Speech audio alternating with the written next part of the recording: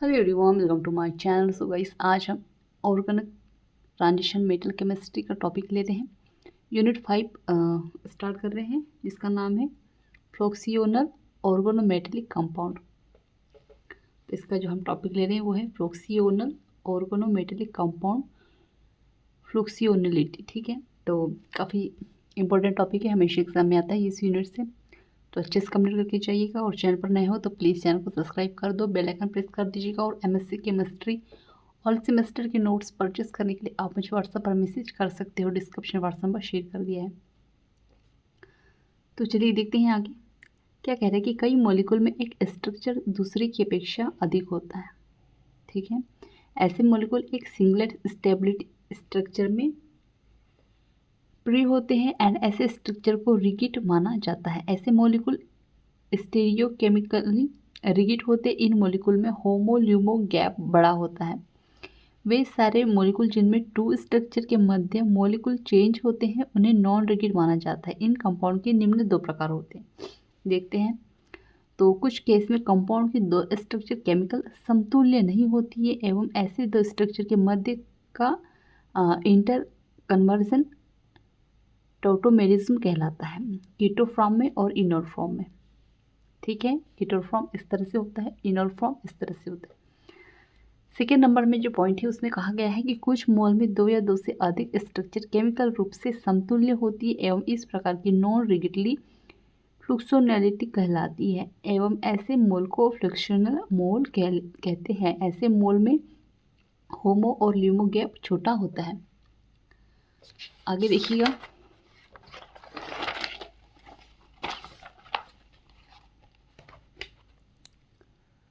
आगे है डायग्राम दिया गया है यहाँ पर। इसमें है ल्यूमो लार्ज एनर्जी गैप। ठीक है, दोनों के बीच में ये जो होता है होमो और ल्यूमो के बीच में गैप प्रदर्शित कर रहा है। ठीक है, HOMO LUMO small energy gap.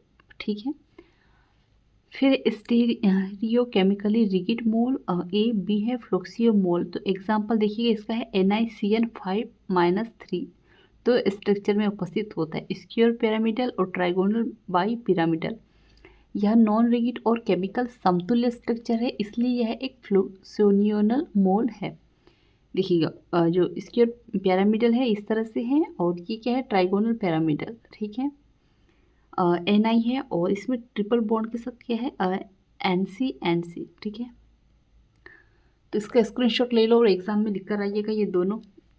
फिर आगे देखते हैं, नॉन रिगिड की फ्लोरिलिटी को NMR स्पेक्ट्रा द्वारा स्पष्ट किया जाता है, और फ्लोरोसिनल मोल का rate of inter conversion temperature पर डिपेंड होता है, इसलिए NMR पी की पोजीशन भी टेम्परेचर पर डिपेंड होती है। माना कि ए एंड बी को फ्लूसिनल स्ट्रक्चर है एंड लो टेम्परेचर पर ए एंड बी के इंटर कन्वर्जन का रेट NMR टाइम स्केल से कम होता है, इसलिए हमें ए एंड बी के लिए दो पृथक सिग्नल्स प्राप्त होता है।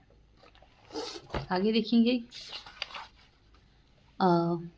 आगे है कि दोनों की तीव्रता समान होती है, और माना कि यह VA एंड VB पोजीशन पर प्राप्त होता है। यदि हम टेम्परेचर को बढ़ाते हैं तो इंटर कन्वर्जन का रेट बढ़ जाता है, और एक निश्चित टेम्परेचर पर हमें एक NMR पीक प्राप्त होता है। अर्थात NMR की सहायता से A एंड B स्ट्रक्चर में पृथक पहचान नहीं की जा सकती। इस उच्च टेम्परेचर पर हमें केवल एक पीक प्राप्त होता है, और यह VA plus VB upon 2 position पर प्राप्त होता है। इंटरमीडिएट टेम्परेचर पर हमें बोर्ड सिग्नल्स प्राप्त होते हैं, और उच्च टेम्परेचर पर A एंड B का इंटर कन्वर्जन अत्यंत शीघ्रता से होता है, और इसकी पहचान NMR स्पेक्ट्रा द्वारा नहीं की जा सकती। इसे डायनामिक NMR स्पेक्ट्रम कहते हैं, और ऐसे मोल का NMR स्पेक्ट्रा कहते हैं। ऐसे मोल को NMR स्पेक्ट्रा R वैल्यू की सहायता से स्पष्ट किया जा सकता है, जिसे निम्न प्रकार स्पष्ट किया गया। जैसे कि देखिए यहाँ पे R बराबर डेल अपॉन के, इसको समीकरण नंबर 1 कहा है। यहाँ पर डेल क्या है, ये VA और ये VB है। ठीक है, इक्वेशन 1 से स्पष्ट है कि R की जो वैल्यू के व्युत्क्रमानुपाती होती है। यदि हम टेम्परेचर को बढ़ाते हैं तब इंटर कन्वर्जन का रेट बढ़ता है, जो R वैल्यू को कम करता है। इसे फॉलोइंग ग्राफ में शो किया गया है। आगे ग्राफ शो है, देखते हैं, दिखाया गया है। 4 प्रकार के यहाँ पर देखिएगा, ये ABR बराबर 6 टू R 0.4 और 0.1, ठीक है। ये क्या है, लो टेम्परेचर लिमिट है, इनिशियल प्रोडोनिंग रिगेटर है, और ये है कोलेसेंस, और ये हाई टेम्परेचर लिमिट, ठीक है। तो इसका भी स्क्रीनशॉट ले लो और एग्ज़ाम में इसको भी लिख कर आइएगा, तो काफ़ी अच्छे नंबर मिल जाएंगे आपको, ठीक है।